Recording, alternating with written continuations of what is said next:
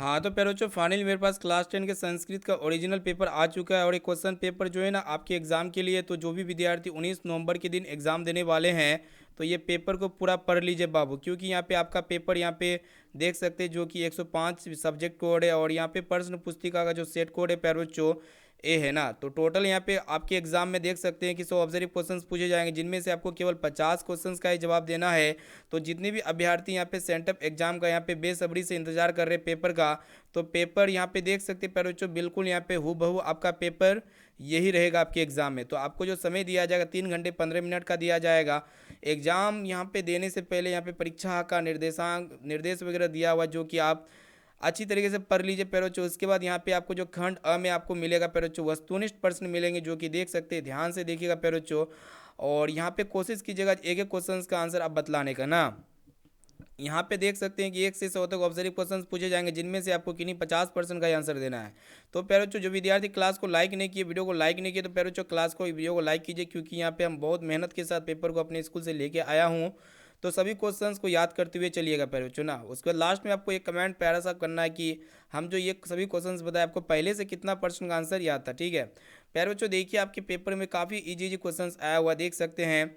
जो प्रथम प्रश्न है प्यारे बच्चों की मंगलम पाठ कहाँ से लिया गया है, तो ये उपनिषद से लिया गया, जो कि ऑप्शन सी इसका में टिक लग जाएगा। प्यारे बच्चों देखिए, यहाँ पे उपनिषद किसका अंतिम भाग है, तो यहाँ पे ऑप्शन नंबर ए इसका राइट आंसर हो जाएगा, वैदिक वांडनेमाई का ऑप्शन नंबर ए इसका करेक्ट आंसर हो जाएगा। बाबू देखिए, यहाँ पे तीसरा नंबर प्रश्न है कि दर्शन शास्त्र के सिद्धांतों को कौन प्रकट करता है प्यारे बच्चों, तो ब्रह्मांड ब्रह्मांड ग्रंथ, यहाँ पे ऑप्शन नंबर सी इसका राइट आंसर हो जाएगा। यहाँ पे देखिए कि मंगलम पाठ में किस प्रकार के मंत्र है, तो प्यारे बच्चों यहाँ पे प्रज्ञात्मक मंत्र है, जो कि ए ऑप्शन में दिया हुआ है। यहाँ पे आपको बताना है कि सत्य में जयते कहाँ से लिया गया है, तो ये प्यारे बच्चों मुंडक उपनिषद से लिया गया है। यानी कि यहाँ पे ए वाला ऑप्शन इसका राइट आंसर हो जाएगा। आपको बताना है कि मंगलम पाठ में कुल कितने मंत्र हैं, तो मंगलम पाठ में कुल 5 मंत्र है प्यारे बच्चों, ऑप्शन नंबर 20 का करेक्ट आंसर हो जाएगा। आपको बताना है कि साधक किसको पार करते हैं, तो मृत्यु को पार कर देते हैं प्यारे बच्चों, ऑप्शन नंबर ए इसका राइट आंसर हो जाएगा। काफ़ी इजी क्वेश्चंस आया वो आपको बताना है कि सबसे बड़ा खजाना क्या है, तो सबसे बड़ा जो खजाना होते हैं प्यारे बच्चों क्या होते हैं, सत्य होते हैं, जो कि यहाँ पे ऑप्शन नंबर सी इसका राइट आंसर हो जाएगा। यहाँ पे देखिए सबसे बड़ा खजाना ना पूछ रहा है यहाँ पे, सॉरी, यहाँ पे इसका ऑप्शन ये होगा, सबसे बड़ा जो खजाना होते पर जो विद्या होती है, जो कि ऑप्शन नंबर 20 का करेक्ट आंसर हो जाएगा। अब आइए बाबू देखिए, यहाँ पे नेक्स्ट क्वेश्चन की तरफ बढ़ चलते हैं, जो कि अगला क्वेश्चन आपके एग्जाम में पूछा गया। देखिएगा ध्यान से क्या कह रहा है कि अनो अनियान का, तो इसका जो करेक्ट आंसर हो जाएगा पर बच्चों नो का ऑप्शन नंबर बी हो जाएगा, आत्मा, ऑप्शन नंबर बी में इसका टिक लग जाएगा। बच्चों देखिए, यहाँ पे आपको बताना है कि वेदा में पुरुष महानतम मंत्र किस उपनिषद से लिया गया है, तो सवेता सौतर उपनिषद से लिया गया है। मध्यकाल में पटना कितने वर्षों तक जीर्ण जीर्ण शीर्ण रहा प्यारे बच्चों, तो 1000 वर्ष हो जाएगा, जो कि यहाँ पे ऑप्शन नंबर सी इसका राइट आंसर हो जाएगा। यहाँ पे देखिएगा कि पाटलिपुत्र पटना के किस नाम से कब से प्रसिद्ध हुआ प्यारे बच्चों, तो मध्यकाल से प्रसिद्ध हुआ, तो ऑप्शन नंबर सी इसका करेक्ट आंसर हो जाएगा। देखिए बाबू, अगला क्वेश्चन से पूछा गया है कि काव्य मीमांसा के लेखक कौन है, तो इनके लेखक जो है पर जो राजशेखर है, option number C right answer हो जाएगा। आपको बताना है कि मेगा अस्तनिज पटना किसके समय में आए थे, तो चंद्रगुप्त मौर्य के समय में आए थे, option number C right answer. Pataliputra में कौन बार बार आए थे प्यारे बच्चों, तो आपको पता होगा भगवान बुद्ध आए थे, option number C right answer हो जाएगा। आपको बताना है कि सरस्वती का कुल ग्रह कौन सा महानगर था प्यारे बच्चों, तो पाटलिपुत्र था, जो कि ऑप्शन नंबर सी इसका करेक्ट आंसर हो जाएगा। कौमुदी महोत्सव किस वंश में प्रचलित हुआ था प्यारे बच्चों, तो अशोक के वंश में या फिर मुगल वंश में, तो देखिएगा यहाँ पे 17 का जो करेक्ट आंसर हो जाएगा प्यारे बच्चों, ऑप्शन नंबर इसका जो है राइट आंसर हो जाएगा गुप्त वंश में, जो कि यहाँ पे ऑप्शन डी में आपका दिया हुआ प्यारे बच्चों। अब आइए बाबू देखिए, यहाँ पे नेक्स्ट क्वेश्चन की तरफ बढ़ चलते हैं। यहाँ पे आपको बताना है कि पटना का इतिहास कितना वर्ष पुराना है, तो प्यारे बच्चों 2500 वर्ष पुराना है। उसके बाद यहाँ पे 19 नंबर क्वेश्चन को आपको बताना है कि महितल मतलब क्या कह रहा है कि महित ललितल कब किसे कहा गया है, ठीक है। तो इसका जो करेक्ट आंसर हो जाएगा 19 का, पहले जो देख सकते हैं पाटलिपुत्र को कहा गया है। यहाँ पे देखिए कि गुरु गोविंद सिंह सिख संप्रदाय के कौन से गुरु थे, तो 10वें गुरु थे। देखिए पहले बच्चों अगला क्वेश्चन क्या कह रहा है कि आलस कथा के लेखक कौन है, तो आलस कथा के लेखक जो है ना पहले 21 का जो राइट आंसर हो जाएगा विद्यापति हो जाएगा, जो कि ऑप्शन सी में आपका दिया हुआ है। आलस कथा कहाँ से लिया गया है बच्चों, तो ये जो है ना पुरुष परीक्षा से लिया गया है, या फिर पुरुष परीक्षा इसका राइट आंसर हो जाएगा बच्चों। देखिए यहाँ पे नेक्स्ट क्वेश्चन क्या कह रहा है कि कौन आलस्य का बहाना बनाता है, तो आलस्य का बहाना कौन बनाता है बच्चों, ध्रुत लोग, जो कि ऑप्शन ए इसका करेक्ट आंसर हो जाएगा। अब देखिए वीरेश्वर कौन थे बच्चों, मिथिला के मंत्री थे, जो कि ऑप्शन डी में आपका दिया हुआ। आपको बताना है कि नीतिकार आलस को क्या मानते हैं, तो पहले जो शत्रु मानते हैं, जो कि ऑप्शन बी में आपका दिया हुआ है। अब आइए बाबू देखिए यहाँ पे नेक्स्ट क्वेश्चन की तरफ बढ़ चलते हैं। काफ़ी इजी क्वेश्चन आपके एग्जाम में आया हुआ है। यहाँ पे जो पूछा गया है कि आलस कथा पाठ किस प्रकार की कथा है बच्चों, तो ये प्रज्ञात्मक कथा है, जो कि ऑप्शन ए में आपका दिया हुआ। अब अगला प्रश्न है कि पुरुष परीक्षा हमें क्या शिक्षा देती है, तो पुरुष परीक्षा जो है बच्चों दोष निराकरण का शिक्षा देती है, जो कि ऑप्शन सी में आपका दिया हुआ है।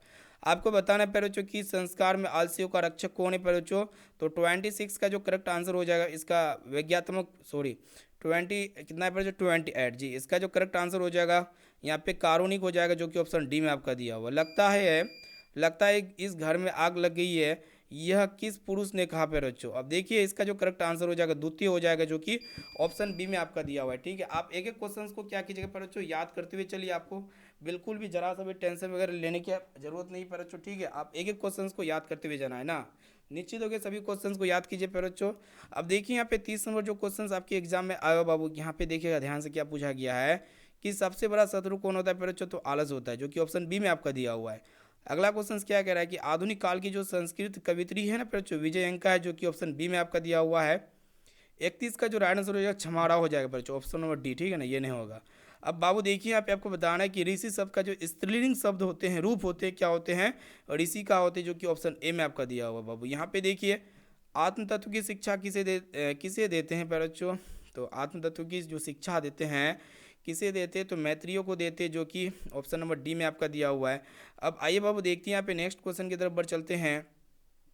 यहाँ पे आपको बताना है कि श्याम वर्ण कौन थी, तो श्याम वर्ण जो है ना बच्चों कौन थी, गंगा देवी थी, जो कि यहाँ पे 34 का राइट आंसर हो जाएगा बच्चों विजय 34। यहाँ कितना है बच्चों 34 जी, 34 का जो राइट आंसर हो जाएगा विजय अंका हो जाएगा, जो कि यहाँ पे देख सकते हैं विजय अंका। अब देखिए बच्चों अगला प्रश्न क्या पूछा गया है कि मधुरा विजयम महाकाव्य की लेखिका कौन है, तो 35 का जो राइट आंसर हो जाएगा गंगा देवी, जो कि ऑप्शन बी में आपका दिया हुआ है। यहाँ पे आपको बताना है कि चालुक्य वंश के राजा कौन थे, तो चाणक्य वंश के राजा जो थे ना पर 36 का राइट आंसर हो जाएगा चंद्रद्वितीय ना। अब देखिए पर महाभारत के अनुसार वेदानुकूल जीवन जीवन प्रियतम स्त्री कौन थी पर तो 37 का जो राइट आंसर हो जाएगा सुलभा हो जाएगा, जो कि यहाँ पे ऑप्शन ए में दिया हुआ है। अथर्ववेद में कितनी ऋषि का है पर बच्चों, अथर्ववेद में जो है कितने ऋषि का है, तो मेरे ख्याल से यहाँ पे ऑप्शन गलत दिया हुआ है पर बच्चों, इसका राइट आंसर आना चाहिए 5 है ना। आप कमेंट सेक्शन में बताइए कि ये चारों में से कौन सा राइट आंसर हो जाएगा। अब देखिए यहाँ पे नेक्स्ट क्वेश्चन कि समाज की गाड़ी किससे चलती है पर बच्चों, तो पुरुष नारी से चलती है, जो कि ऑप्शन सी में आपका दिया हुआ है। अब आइए बाबू देखिए सभी क्वेश्चन को आपको याद करते हुए जाना। यहाँ पे आपको बताना है देखिएगा कि शंकर चरित्र के रचनाकार कौन है, तो इनके रचनाकार जो है ना पर बच्चों कौन है आपको बताना है, तो 40 का जो राइट आंसर हो जाएगा पर बच्चों पंडित छमाराव हो जाएगा, option number A right answer. Bharat महिमा पाठ का द्वितीय श्लोक किस पुराण से संकलित है पर बच्चों, तो विष्णु पुराण से संकलित है, यानी कि यहाँ पे 41 का जो करेक्ट आंसर भागवत पुराण हो जाएगा पर बच्चों, भागवत पुराण देख सकते हैं, जो कि ऑप्शन बी में आपका दिया हुआ है। यहाँ पे आपको बताना है कि पुराण कितने होते हैं, तो पर बच्चों पुराण जो होते हैं 20 होते हैं। यहाँ पे आपको बताना है कि मोक्ष प्रदान करने वाली भूमि कौन है पर बच्चों, तो अपना देश भारत ना है जी। यहाँ पे आपको बताना है कि गीत गोविंदम के रचनाकार कौन है, तो इनके रचनाकार कौन है पर बच्चों, तो आप बोलेंगे सर जी जयदेव है, जो कि ऑप्शन सी में आपका दिया हुआ है। यहाँ पे आपको बताना है कि जानकी नायक कौन है पर बच्चों, जानकी नायक कौन है आपको बताना है, तो आपको अगर पता नहीं तो याद कर लिए सभी क्वेश्चंस को। 45 का जो राइट आंसर हो जाएगा पर बच्चों यहाँ पे कृष्ण राम या फिर जनक हो जाएगा, जो कि ऑप्शन सी में आपका दिया हुआ है। यहाँ पे आपको बताना है कि सत्यभा के पति कौन है, तो सत्यभामा के पति पूछ रहा है ना, तो इनके पति हो जाएगा पर बच्चों कृष्ण हो जाएगा, भगवान कृष्ण। अब देखिए पर बच्चों अगला प्रश्न क्या पूछा गया है कि भारत महिमा पाठ के रचनाकार कौन है पर बच्चों, तो भारत महिमा पाठ के रचनाकार हो जाएगा आपका इनमें से कोई नहीं। ठीक है, इनके रचनाकार प्रकार नारायण प्रसाद है ना। अब आइए बाबू देखिए यहाँ पे नेक्स्ट क्वेश्चन क्या पूछा गया है कि गार्गी किनके सभा में विदोषी थी ना, तो यहाँ पे 48 का जो राइट आंसर हो जाएगा जनक हो जाएगा, जो कि ऑप्शन सी में आपका दिया हुआ है। अब देखिए पर जो पूछा गया है कि सर्व शुक्ला सरस्वती किसकी उक्ति है, तो यहाँ पे अगर बात किया जाए तो इसका 49 का राइट आंसर दांडी हो जाएगा, जो कि दांडी की है प्यारे बच्चों। यहाँ पे आपको बताना है कि सवर संधि के कितने भेद है, तो 50 भेद नहीं बल्कि 5 भेद है, option number C right answer. यहाँ पे आपको बताना है कि अनवे का संधि विच्छेद यहाँ पे पूछा गया है, तो अनुज और अय हो जाएगा, जो कि ऑप्शन ए में ही दिया हुआ है। यहाँ पे आपको बताना है कि चंद्रदीप्ति की रानी कौन थी प्यारे बच्चों, तो इनकी रानी जो थी ना प्यारे बच्चों विजयंका थी, जो कि ऑप्शन ए में आपका दिया हुआ है ना। तो यहाँ पे टोटली 1 से लेकर 52 तक ऑब्जेक्टिव क्वेश्चन हम आपको बता चुके हैं। सभी क्वेश्चंस को अच्छी तरीके से याद कर लीजिए प्यारे बच्चों। उसके बाद जो क्वेश्चंस याद नहीं है ना, उस क्वेश्चंस को नोट कर लीजिए ताकि आपका एग्जाम में एक भी प्रश्न नहीं छूटे। इस वीडियो को अपने दोस्तों को जरूर शेयर कीजिए ताकि वो भी जो है ना सभी क्वेश्चंस को एग्जाम से पहले रट ले प्यारे बच्चों। तो थैंक यू प्यारे बच्चों।